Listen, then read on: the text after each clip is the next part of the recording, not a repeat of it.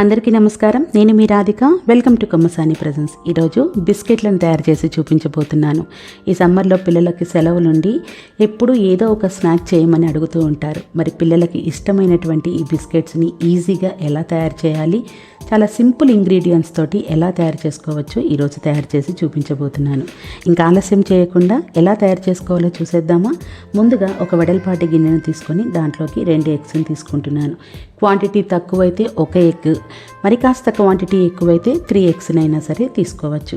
ముందుగా ఇక్కడ 2 ఎగ్స్ని పగలగొట్టుకుంటున్నాను. తర్వాత దీంట్లోకి ఒక బౌల్ షుగర్ని వేసుకుంటున్నాను. ఈ షుగర్ అనేది కాస్త చూసుకొని ఎక్కువ తక్కువ వేసుకోవచ్చు. తర్వాత ఫోర్క్ తీసుకొని ఇవన్నీ కూడా బాగా బ్లెండ్ చేసుకోవాలి. బీట్ చేస్తూ పంచదార మొత్తం ఎగ్గు సొనలో కలిసేటట్టుగా కరిగిపోయేటట్టుగా కలుపుకోవాలి. దీనికి కాస్త టైం తీసుకుంటుంది. ఇలా పూర్తిగా కరిగేంత వరకు కలుపుకుంటూనే ఉండాలి.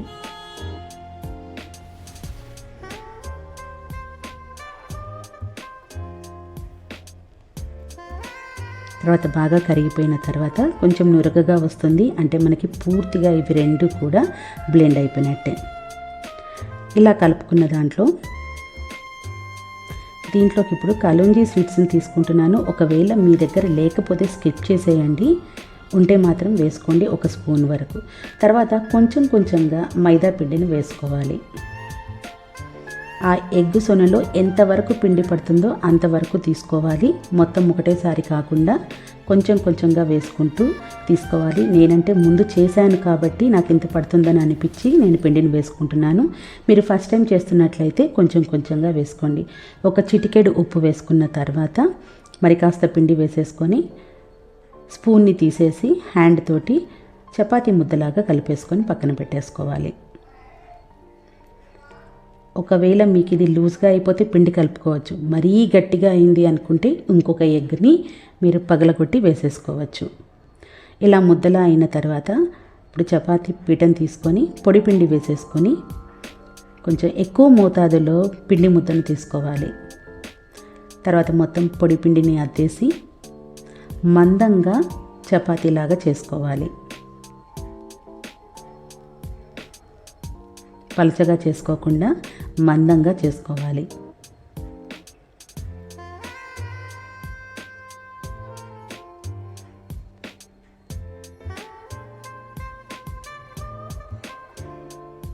నేను చూపిస్తున్నాను కదా, అంత మందం ఉంటే మనకి బిస్కెట్స్ అనేవి బాగా వస్తాయి.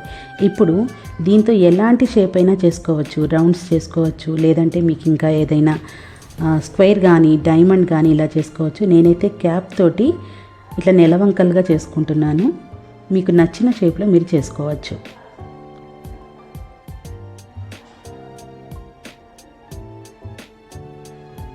ఈజీగా అయిపోతాయి.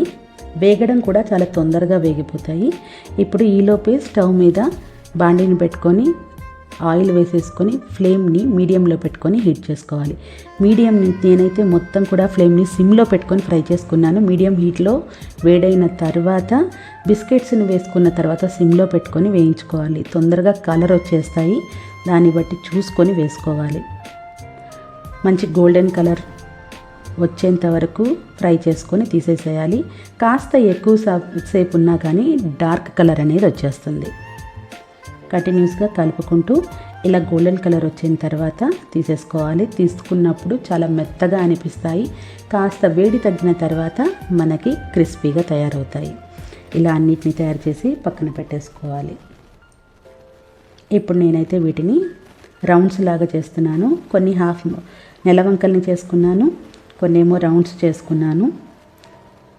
మనకు నచ్చిన డిజైన్లో, పిల్లలు ఇష్టపడే డిజైన్లో మనం వీటిని తయారు చేసేసుకోవచ్చు. ఫ్లేమ్ని మాత్రం సిమ్లో పెట్టుకొని మాత్రమే ఫ్రై చేసుకోండి. మీడియంలో పెట్టుకున్నా కానీ కలర్ వస్తుంది, లోపల ఫ్రై అవ్వవు. అది గమనించుకొని చేసుకోండి. ఇప్పుడు మళ్ళీ చపాతీలాగా చేసేసుకొని వీటిని డైమండ్స్గా కానీ స్క్వేర్గా కానీ చేసేసుకోవచ్చు.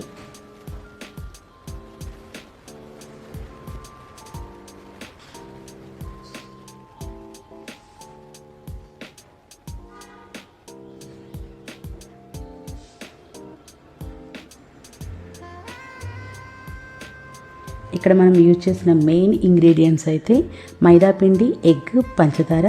ఈ కలోంజీ స్వీట్స్ ఉంటే వాడుకోవచ్చు, లేకపోతే లేదు. ఒక చిటికెడు ఉప్పు. చాలా తక్కువ ఇంగ్రీడియంట్స్ తోటి చాలా టేస్టీగా మనం ఈ బిస్కెట్స్ని తయారు చేసుకోవచ్చు. పిల్లలైతే చాలా ఇష్టపడి తింటారు. సమ్మర్లో కూడా స్వీట్ కాబట్టి వేడి చేయకుండా ఉంటుంది.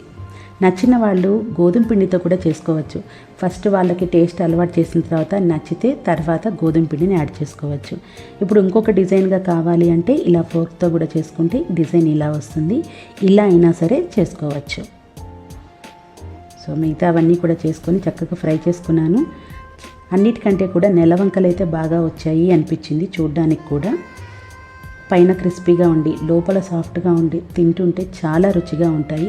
తప్పకుండా మీరు కూడా ఇవి తయారు చేసి పిల్లలకి, ఇంట్లో వాళ్ళకి అందరికీ సర్వ్ చేయండి. చాలా ఇష్టపడి తింటారు. చాలా తక్కువ టైంలోనే మనకు ఒక బెస్ట్ స్నాక్ అనేది రెడీ అయిపోతుంది. Thank you for watching.